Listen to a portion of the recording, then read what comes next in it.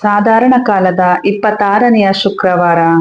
ಮೊದಲನೆಯ ವಾಚನ ಬಾರುಕನ ಗ್ರಂಥದಿಂದ ವಾಚನ. ನೀವು ಮಾಡಬೇಕಾದ ಪಾಪ ನಿವೇದನೆ ಹೀಗಿರಲಿ. ನಮ್ಮ ದೇವರಾದ ಸರ್ವೇಶ್ವರ ಸತ್ಯ ಸ್ವರೂಪರು. ನಾವಾದರೂ ಇಂದು ನಾಚಿಕೆಗೀಡಾಗಿದ್ದೇವೆ. ನಾವು ಮಾತ್ರವಲ್ಲ, ಜುದೇಯದ ಜನರು, ಜೆರುಸಲೇಮಿನ ನಿವಾಸಿಗಳು, ನಮ್ಮ ಅರಸರು, ಅಧಿಪತಿಗಳು, ಪ್ರವಾದಿಗಳು, ನಮ್ಮ ಪೂರ್ವಜರು ಎಲ್ಲರೂ ಅಂತೆಯೇ ನಾಚಿಕೆಗೀಡಾಗಿದ್ದೇವೆ. ಏಕೆಂದರೆ ದೇವರ ಮುಂದೆ ನಾವು ಪಾಪಿಗಳು, ಅವರಿಗೆ ವಿಧೇಯರಾಗಿ ನಡೆದುಕೊಂಡಿದ್ದೇವೆ. ನಾವು ನಮ್ಮ ದೇವರಾದ ಸರ್ವೇಶ್ವರನ ಮಾತಿಗೆ ಕಿವಿಗೊಡಲಿಲ್ಲ. ಅವರು ನಮಗೆ ಕೊಟ್ಟ ಆಜ್ಞೆಗಳನ್ನು ಪಾಲಿಸಲಿಲ್ಲ.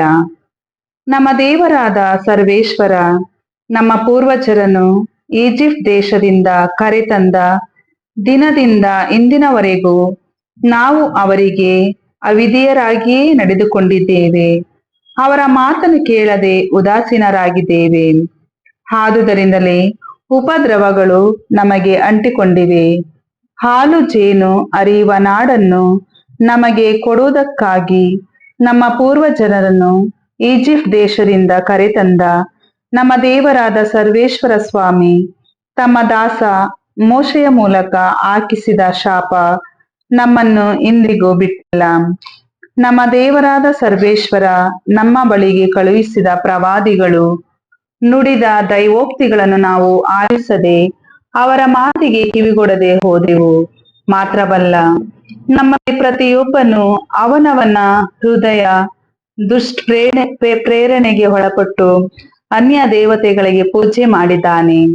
ನಮ್ಮ ದೇವರಾದ ಸರ್ವೇಶ್ವರನ ದೃಷ್ಟಿಯಲ್ಲಿ ಕೆಟ್ಟದಾಗಿರುವುದನ್ನೇ ಮಾಡಿದ್ದಾನೆ. ಪ್ರಭುವಿನ ವಾಕ್ಯ. ದೇವರಿಗೆ ಕೃತಜ್ಞತೆ ಸಲ್ಲಲಿ. ಕೀರ್ತನೆ ಶ್ಲೋಕ. ದೇವ ನೆರವಾಗು ನಿನ್ನ ನಾಮ ಮಹಿಮೆಯ ನಿಮಿತ್ತ. ದೇವ ನೆರವಾಗು ನಿನ್ನ ನಾಮ ಮಹಿಮೆಯ ನಿಮಿತ್ತ. ಒಕ್ಕಿದರು ದೇವ ಮ್ಲೇಚ್ಛರು ನಿನ್ನ ಸ್ವಂತ ನಾಡನ್ನು.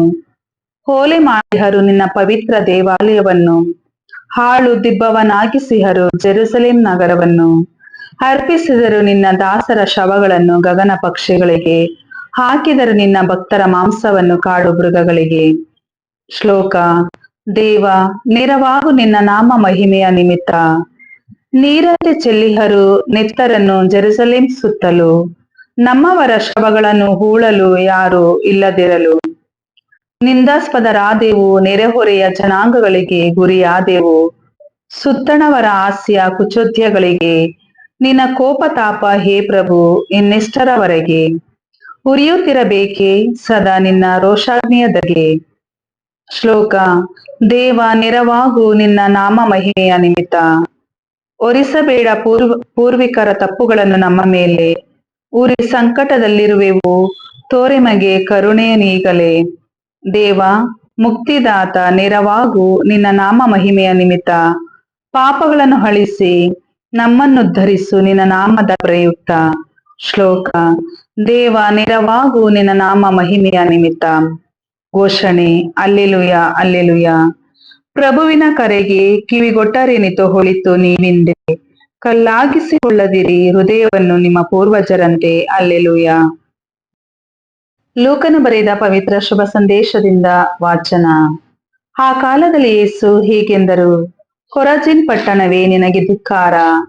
ಬೆತ್ಸಾಯಿದ ಪಟ್ಟಣವೇ ನಿನಗೆ ಧಿಕ್ಕಾರ.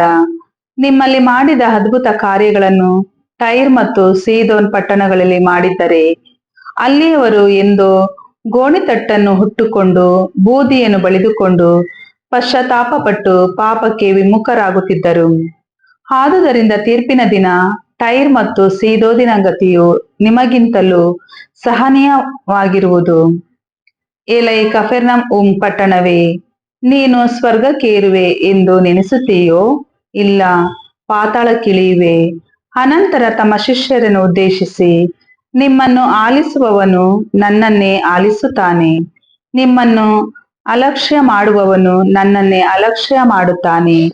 ನನ್ನನ್ನು ಅಲಕ್ಷ್ಯ ಮಾಡುವವನಾದರೂ ನನ್ನನ್ನು ಕಳುಹಿಸಿದಾತನನ್ನೇ ಅಲಕ್ಷ್ಯ ಮಾಡುತ್ತಾನೆ ಎಂದರು. ಪ್ರಭುವಿನ ಶುಭ ಸಂದೇಶ.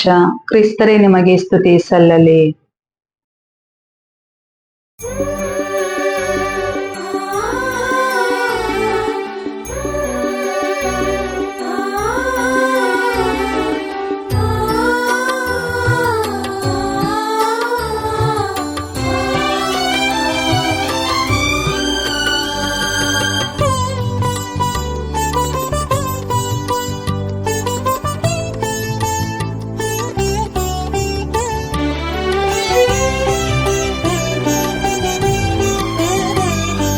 ಸ್ವೀಕರಿಸು ಎನ್ನ ನೀ ಹೇ ದೇವಾ, ನನ್ನಯ ಜೀವನವ ಹರಸು ಹೇ ದೇವಾ. ನನ್ನ ಆಸೆಗಳ ಎನ್ನ ನಲಿವು ನೋವುಗಳ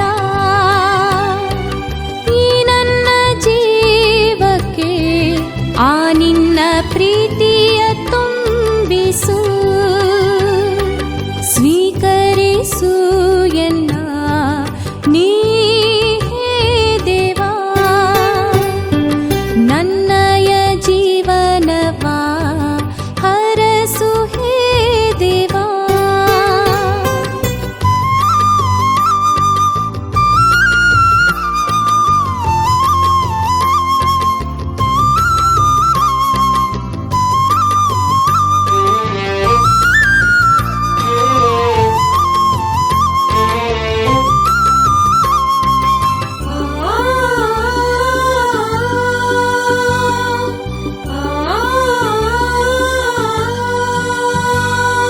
ನನ್ನದೆಲ್ಲ ನಿನ್ನದೇ, ನನ್ನಾತ್ಮವು ನಿನ್ನದೇ. ನನ್ನದೆಲ್ಲ ನಿನ್ನದೇ, ನನ್ನಾತ್ಮವು ನಿನ್ನದೇ. ನಾನೇನ ನೀಡಲಿ ಪ್ರಭು, ನಾನೇನ ಬೇಡಲಿ, ನನಗಾಗಿ ನೀನಿರಲು ಪ್ರಭು ನಾನೇನ ಅರ್ಪಿಸಲಿ. ನಾ ಎಂದು ಆಲಿಸಿ ಪಾಲಿಸಿ ನಿನ್ನ ಆಜ್ಞೆಯ ದೇವನೇ, ಈ ನನ್ನ ಬಾಳು ನಿನಗೆಂದು ಮೀಸಲು ಹೇ ದೇವನೇ. ಸ್ವೀಕರಿಸು ಎನ್ನ ನೀ ಹೇ ದೇವಾ, ನನ್ನಯ ಜೀವನವ ಹರಸು ಹೇ ದೇವಾ.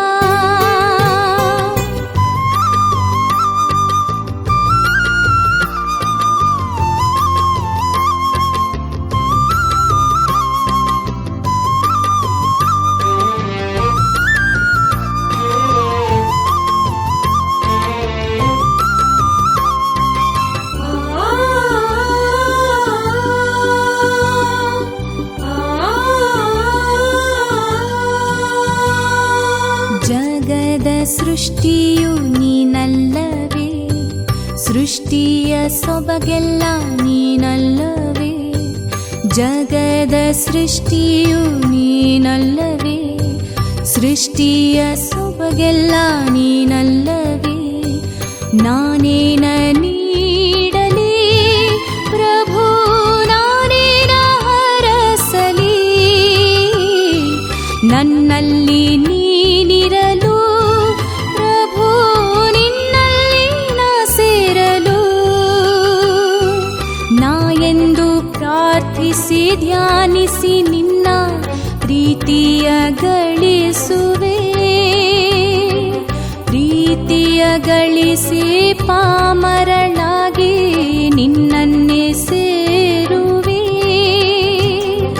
ಸ್ವೀಕರಿಸು ಎನ್ನ ನೀ ಹೇ ದೇವಾ, ನನ್ನಯ ಜೀವನವ ಹರಸು ಹೇ ದೇವಾ. ನನ್ನ ಆಸೆಗಳ ಎನ್ನ